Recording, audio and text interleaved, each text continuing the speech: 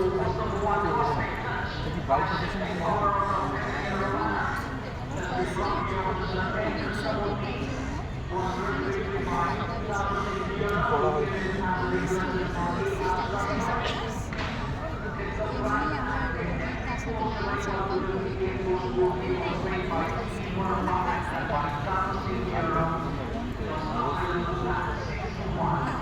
নাচ করি তো তাই জন্য স্টেজ ফিয়ারটা নিয়ে একদম জানি না কেমন পারবো, চেষ্টা করছি।